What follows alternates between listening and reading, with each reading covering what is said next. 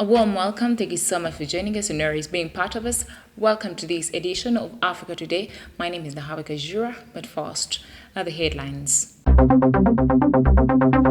EC extends compilation of the village women residents register to 4 days. Rebels reportedly seize a border city of Bunagana in eastern DRC. Court refuses to halt UK's deportation plan for migrants. In our sports news today, KCCA seek to beef up technical staff. Once again, thank you so much for joining us. Please start with one of our top stories.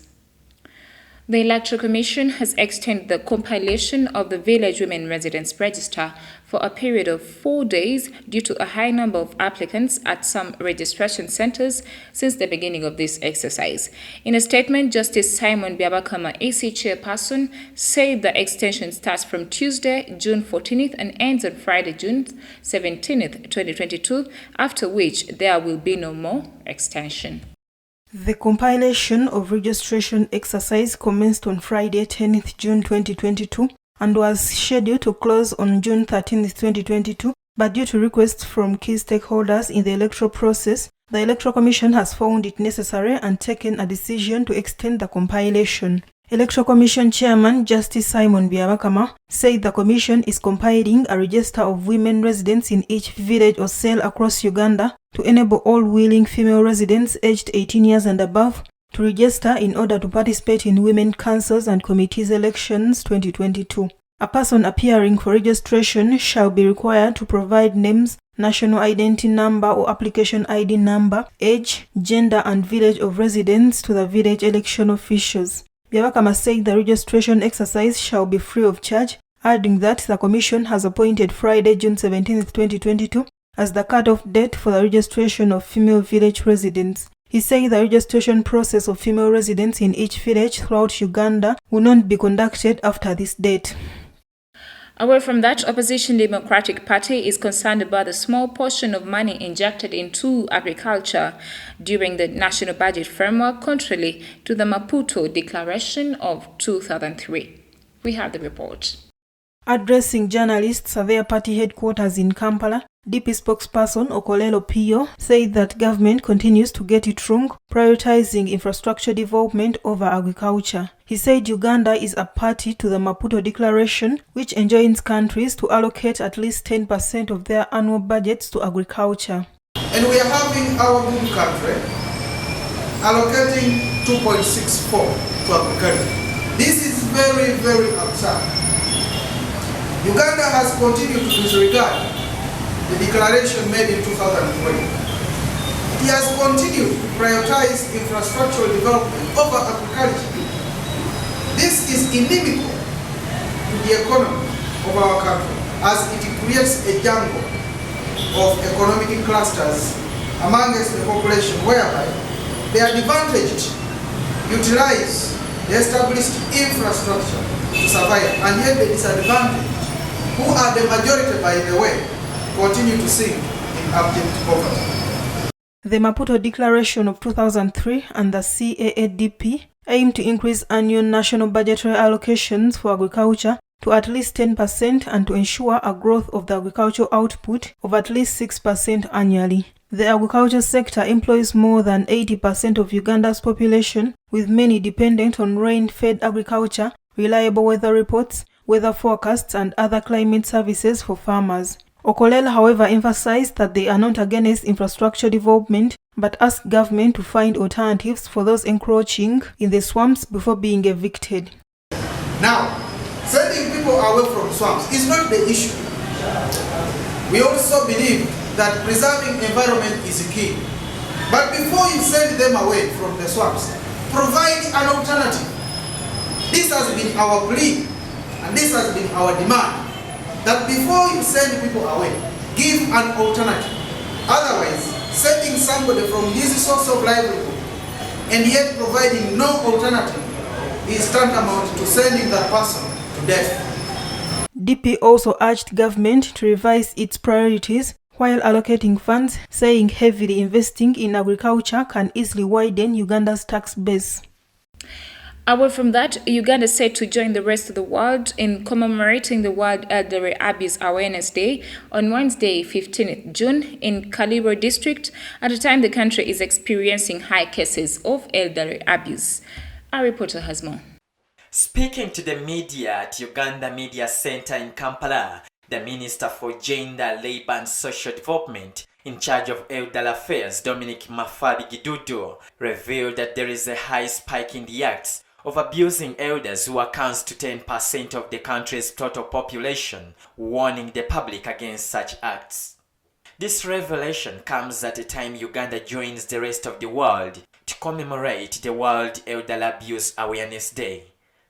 Uganda joins the rest of the world on this day to highlight and create awareness on the rights of older persons, celebrate and acknowledge their contribution towards the development of the country. Government, through the Ministry of Gender, Labour and Social Development, calls upon all Ugandans to desist from any acts of abuse to older persons, but treat them with respect, dignity and care. According to Minister Gidudu, there are various forms of abuses inflicted on the elders, and these range from physical, sexual, psychological, financial, and among others. Elder abuse is generally divided into the following categories. Physical abuse, which is physical force that results in bodily injury, pain, or impairment. It includes assault, battery, and inappropriate restraint. 2. Sex abuse, which is non-consensual sexual contact of any kind with an older person. Domestic violence, which is an escalating pattern of violence by an intimate partner where the violence is used to exercise power and control. Minister Gidudu says that government has designed a number of policy programs to mitigate the issue of abusing elders, which is at a high rate in the country.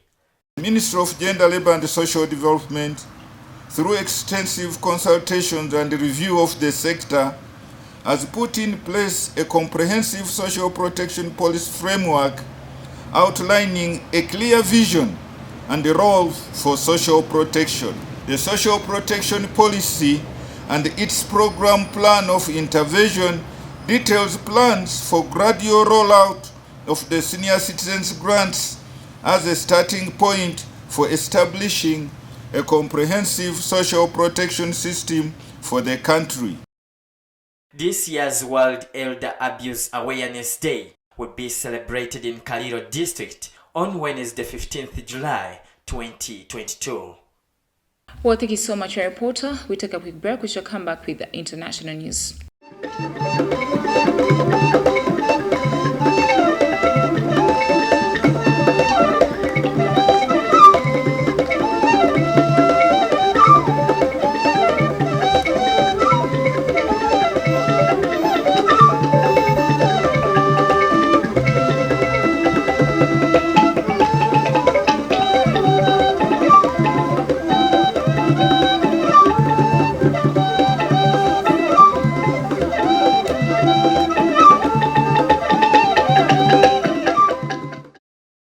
Welcome back for the break. You're still watching TV Africa, the right to know. In our international news today, tribal clashes over the past week in Sudan's war-ravaged Darfur have killed around 100 people, according to the UN Refugee Agency and a tribal elder. The latest surge in violence in the Restive region. We have the report. Toby Howard, a coordinator with UNHCR, said the fighting grew out of a land dispute between Arab and African tribes in the town of Kulbas in West Darfur province. Akbal Altum, a tribal leader in the town, said the dead included at least 62 bodies found burned after militias set more than 20 villages on fire. He said many people were still unaccounted for. He claimed the attackers gained control of water resources, aggravating the humanitarian situation in the area, although he did not elaborate. Abbas Mustafa, a local official, said authorities have deployed more troops to the area. He said the past week of fighting displaced at least 5,000 families. Howard called for neutral joint forces to provide protection for civilians in the area. He said in a series of posts on Twitter that if there is no intervention or mediation and violence is allowed to continue, farmers will not be able to cultivate and the agriculture season will fail. The news outlet Radio Dabang reported that the fighting reached the nearby province of North Darfur, causing partial damage to 2 villages there. The fighting was the latest about tribal violence in Darfur. It came as the country remains mud in a wider crisis following an October military coup. The takeover appended Sudan's transition to democracy after a popular uprising forced the removal of longtime autocrat Omar al-Bashir in April 2019. Moving on, the town of Bunagana, eastern DRC, was reportedly seized by the M23 rebels. Bunagana is a hub of cross-border trade in the eastern part of the Democratic Republic of Congo, as well as one of the main crossing into neighboring Uganda. According to local activists cited in various reports, on Monday, the rebel group overran Congo's armed forces. Take a look at the story. The news comes one day after the office of the North Kivu's military governor announced the Congolese troops had successfully routed the M23 fighters. The spokesman for the province's military government said to the media on Monday that he did not have any information on the M23 takeover. In a flash update on the humanitarian situation in Rushuru territory on Sunday, the UN Office for the Coordination of Humanitarian Affairs cited clashes in different cities on the outskirts of Bunagana. The UN estimates that over 25,000 people have been forced out of their homes. Over the weekend, Congolese authorities renewed accusations that Rwanda was backing the latest offensive by the rebels. Rwanda has firmly denied providing any support. Bunagana was a main base for the M23 rebels during the 2012 insurrection. Then in 2013, the group agreed to demobilize. Moving on, the Court of Appeal in London on Monday rejected an appeal filed by immigration rights advocates and public employee injunction to temporarily block deportation flights, which are scheduled to begin on Tuesday.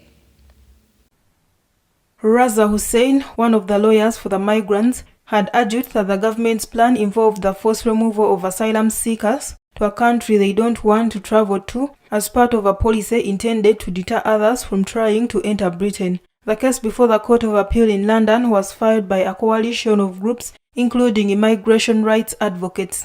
They want to overturn a lower court ruling that would allow the first deportation flight to take off as on Tuesday, June 14th. Separately, activists are challenging the deportations on a person-by-person basis, seeking to ensure that no migrants will be eligible for deportation even if the flights are allowed to go ahead. Raza Hussein said the lower court's decision not to issue an injunction against the deportations cannot rationally be sustained because of concerns about the protection of migrant rights in Rwanda. Thank you so much, our reporter. Moving on, Spain's economy minister on Monday linked Algeria's decision to break a decades-old friendship treaty with Spain that has frozen economic links with what she described as the North African country's increasing alignment with Russia.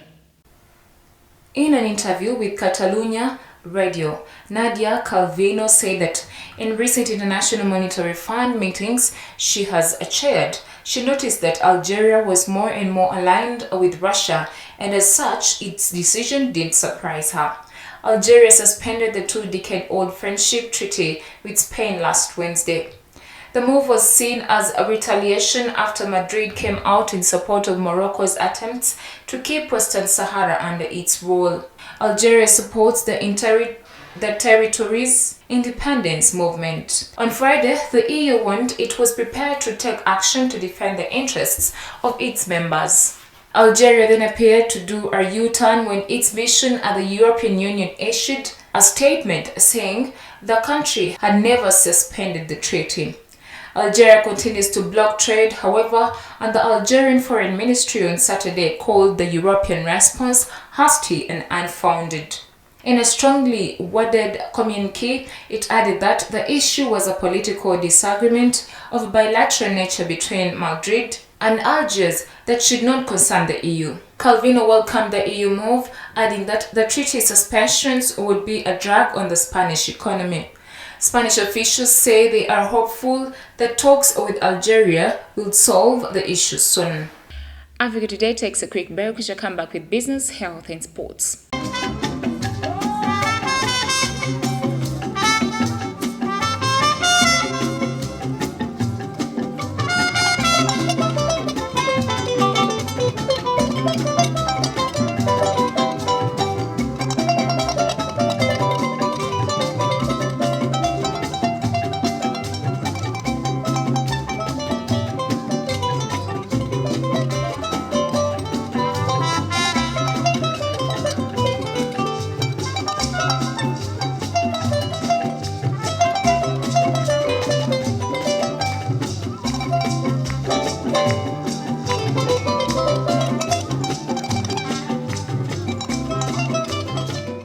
Welcome back from the break. You're still watching TV Africa, the right to know.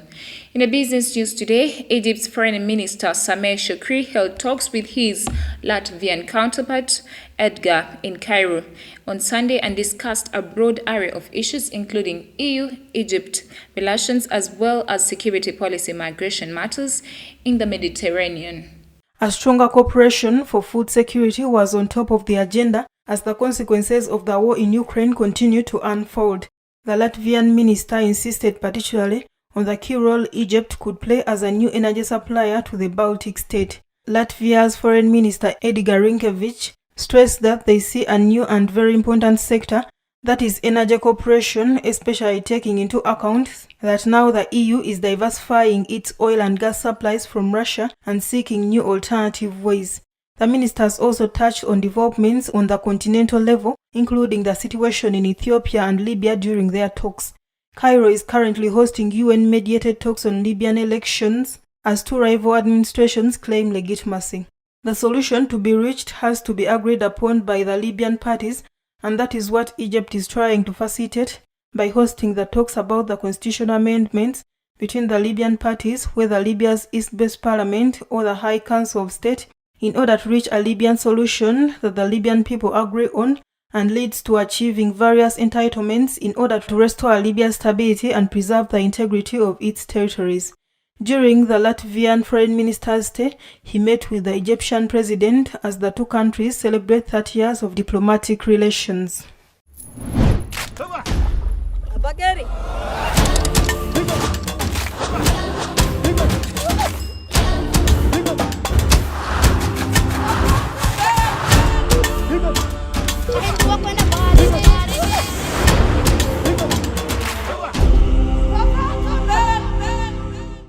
In a health news today, air quality in South Africa has come under a spotlight once again, and the city of Johannesburg has called for an investigation into heavy sulfur-like smell that filled air this week.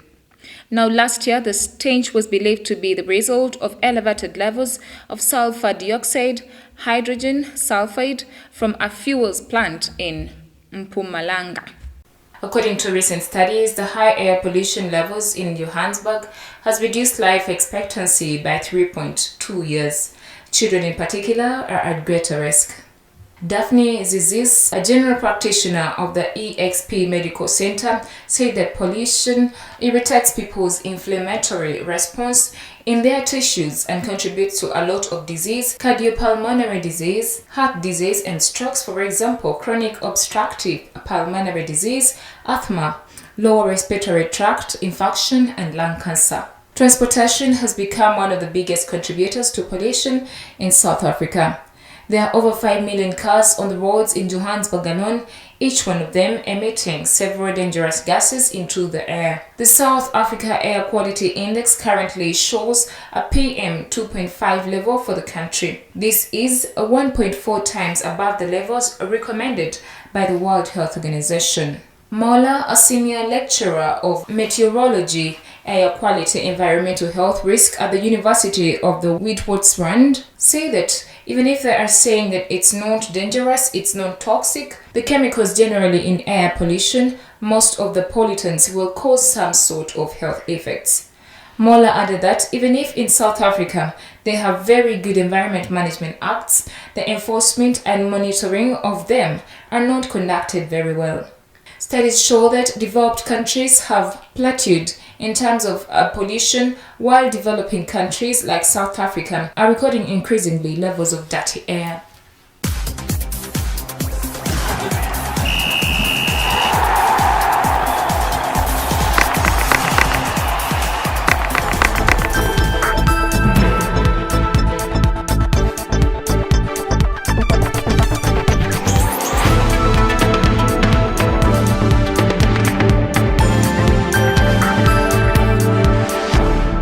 In sports news today, following yet another trophyless campaign, KCCA are looking at adding more personnel to their technical staff. Now, the Kasasido had a disastrous season, finishing 18 points behind league winners Vipers, and were eliminated from the Stanbic Uganda Cup at a very early stage. The trophyless campaign at KCCA left the administration divided on whether to keep coach Molebi Kwaso or fire him, but reports have emerged that the former KCCA Sports Club Villa and Express midfielder will keep his job. However, the hierarchy at the club opted to beef up the staff with a more experienced assistant to be Kwaso or even hire co-coach at his level. TV Africa understood that talks were held with Abdallah Mubiru over working alongside Biekwaso, but the former Vipers and Police coach turned down the offer. The club then turned to John Ayala Luyinda, former assistant to Mubiru at both KCC and Police, as another option to join Biekwaso's technical staff. It remains to be seen how far the talks will go with Ayala, who is currently without a job after leaving Police. Meanwhile, the 13-time champions will host Mamelodi Sundowns assistant manager Rulani Mokwena for a lecture in an exchange program. The highly rated former Orlando Pirates interim coach is expected to be in the country on Thursday, June 16th, if all goes according to plan. It is at this particular moment that I thank you for being part of us and always joining us. Don't forget to subscribe to our YouTube channel. We shall keep updating you. It is TV Africa, the right to know.